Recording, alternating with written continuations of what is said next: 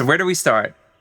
It's Joe from Sound Designs, and you're in my beautiful workspace in the Pratt Oval in Glen Cove, New York. This building is from the late 1800s, early 1900s. And yeah, it's a pretty cool space. It used to be part of the Pratt family, their estate, which was stables and the administrative offices. And it used to be like a big, almost like a racetrack where they could run horses around and store everything they needed to manage back in the Gold Coast days. It's kind of a privilege to be able to work in a historic space and get inspiration from that. And when I was a kid growing up in Queens, I had in my grandparents' house a lot of live edge stables that my uncle had built back in the 70s when he had a company called Tree Tables, and they were based in Manhattan, and that had long since closed, but we still had a lot of the furniture. So I grew up around it. I always had an appreciation for just the different shapes and the contours of the live edge tables, and it was just fascinating to me at a very early age. So I always wanted to build things out of wood as long as I can remember. 2008, I really got into it and took on my first project. And then a few years later, Hurricane Sandy, 4 years later, that happened, and there was just fallen trees all over the place on the North Shore. And as I talk about a lot, there's a lot of large trees here on the old estates, and a lot of them got knocked down, and you could see them getting cut into smaller pieces on the side of the road to clear the roads, and a lot of them ended up in the wood chipper or they became firewood. Of course, some of it was used because there's a lot of good material, but it was heartbreaking to see those trees just not only did we not have them anymore, but also the wood wasn't really being used for anything to make it something beautiful and give it a second life.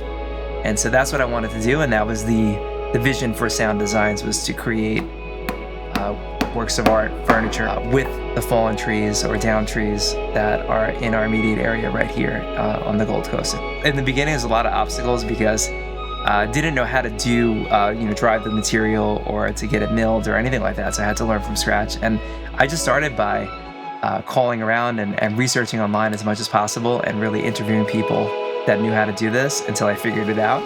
And so I think the passion for this work, maybe it's an obsession, I don't know, but it just keeps me going. Like I was thinking about it all the time. Like I felt like compelled, like I had to do this. And sometimes when you have a vision for something, you just have to do it. And that's how I felt. Just growing up with that in the house and seeing it from a very early age, that must have done something, because I had the desire to make something like that, to replicate that and to expand on it, as early as I can remember. So it's definitely, it has an impact on you, the things that are in your environment and your surroundings, and you take inspiration from them. And that's kind of what I've always strived to do with woodworking and other artistic projects that I've taken on, is how can I use what I have in my environment, and how can I make something that really speaks to that place and is rooted there.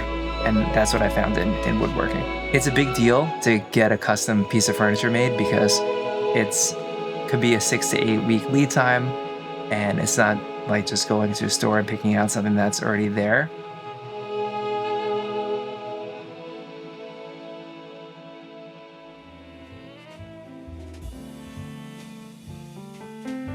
He helps keep the tables looking as good as they can and do. When did you come in? About 4th of July. That's right. That's a long time ago already. What? Yeah.